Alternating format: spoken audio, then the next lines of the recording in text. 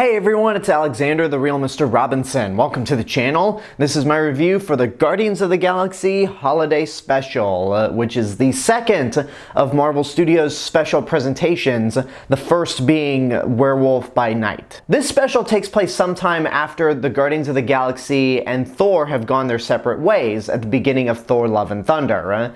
The Guardians now live on Nowhere. They purchased it from the Collector. It's a little more lively and less seedy than it was in the first Guardians, and more intact than it was in Avengers Infinity War. And they've also brought along Cosmo the dog, who we saw briefly in the first Guardians, but now she's an official member. It's Christmas season on Earth, but Peter Quill, being the only one from Earth, is not really in the spirit. He doesn't really have that many fond memories of Earth. And on top of that, Gamora is still dead. The Gamora from another universe that came into Earth 616 doesn't recognize Quill at all, and that has left him heartbroken. So Mantis comes up with the brilliant idea to try to give Peter Quill the best Christmas ever. So she and Drax travel to Earth, gather up a whole bunch of Christmas supplies, and figure out that the best present that they could possibly give their friend Peter Quill is Kevin Bacon. So they just decide to kidnap Kevin Bacon because of how many times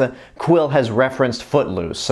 Not to mention that he actually saved the universe with a dance-off. Merry Christmas and Happy Holidays, everyone. It's usually rare that I do Christmas-related reviews because this time of the year is just so busy, but I've made a few exceptions in the past. There was one holiday season where I reviewed Die Hard, Gremlins, Muppet Christmas Carol, White Christmas, and It's a Wonderful Life. I reviewed The Nightmare Before Christmas at one point, and just yesterday I reviewed Hawkeye. So now it's time to review the other MCU Christmas special on Disney+, Guardians of the Galaxy Holiday Special, which, when this was first announced, I was a little skeptical on it, and I have to admit, it's mainly because I still have nightmares from the Star Wars Holiday Special. Okay, that's an over-exaggeration, but the Star Wars Holiday Special really is terrible, and whenever I think of a huge mainstream big budget science fiction franchise doing a holiday special, I don't really think good thoughts. But given that this was written and directed by James Gunn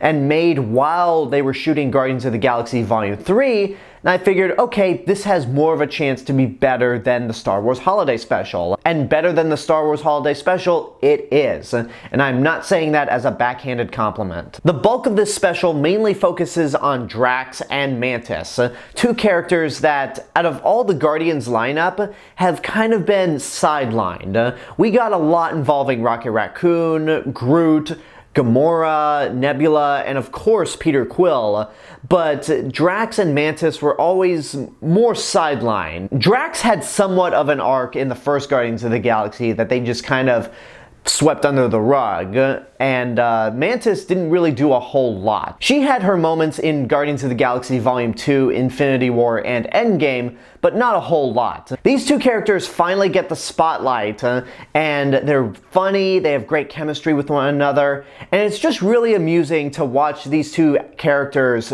wander around Earth, more specifically Hollywood, California, and just be as clueless as ever. Like when they first arrive on Earth and they're walking down Hollywood Boulevard, seeing Mantis get super excited about seeing people dressed up as certain Avengers characters and Drax just losing his mind is funny. And the sequence where they go to a club and get blackout drunk pretty much is fun as well. And the thing that makes their time on Earth so amusing, albeit a little criminal, is that they're earnest. They are so dead serious about wanting to make Peter Quill's Christmas the best that it can be, to the point where they think they're doing a service by kidnapping Kevin Bacon. And Kevin Bacon does play a fictionalized version of himself. And he's funny. He's really having a good time. And just seeing him constantly try to run away from these two weirdos is amusing as hell. The structure of this special is very much much what you would expect from a Christmas holiday special.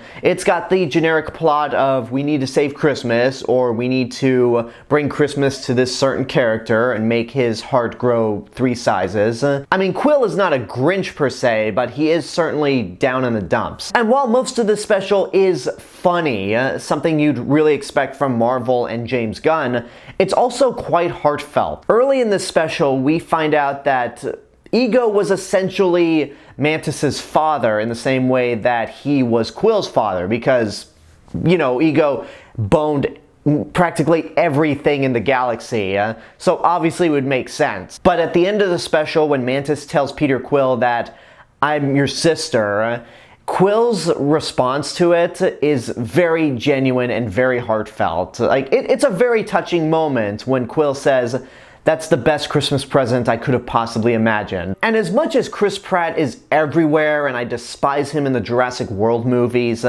he's still really good in the Marvel Cinematic Universe as Peter Quill. And I think that one final scene definitely proves that if you give Chris Pratt the right material and you just don't make him this invincible macho guy, then he's pretty good. I think he's better at comedy than he is action. But the way Peter Quill has been written in all these movies and this special, it plays to Chris Pratt's strength. Any complaints that I have about this special are more nitpicking.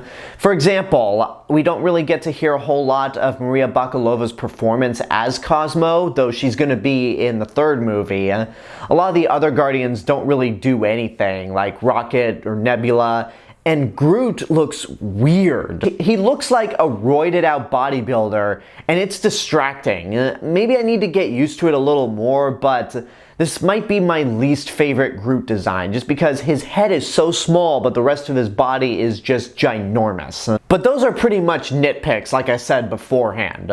The Guardians of the Galaxy Holiday Special, all things considered, is very sweet, very funny, has great music, and is very heartfelt. It's earnest about what it is, and I think it might stick around as a Christmas special that I watch every year. And I definitely say for that, it's worth seeing in your lifetime. Between this and Werewolf by Night, Marvel's doing a fantastic job with these special presentations, more than they're actually doing with the Disney Plus series themselves. I don't dislike any of the MCU Disney Plus shows, but these 2 specials here have been leagues better than any of those shows. And in terms of Marvel stuff this year, as much as I love Moon Knight, Miss Marvel, and Wakanda Forever, both Werewolf by Night and the Guardians of the Galaxy Holiday Special have been excellent. And this is also a really nice calm before the storm that is Guardians of the Galaxy Volume 3. So if you haven't seen the Holiday Special yet, then make that a to-do list on this Christmas day, because it is really worth seeing. There you go, that's my review for the Guardians of the Galaxy Holiday Special. I hope you enjoyed it, and now I want to know what you guys think about this special. If you've seen it, what did you think? Whatever the case may be, let me know in the comments below. You can also like the video, subscribe to the channel, and hit the bell button to get notifications. Don't forget to follow me on Facebook, Twitter, Instagram, go check out my Twitch channel, and support me on Patreon. I'll see you guys in the next video, but until then, have a good day, Merry Christmas, Happy Holidays, and take care of yourselves.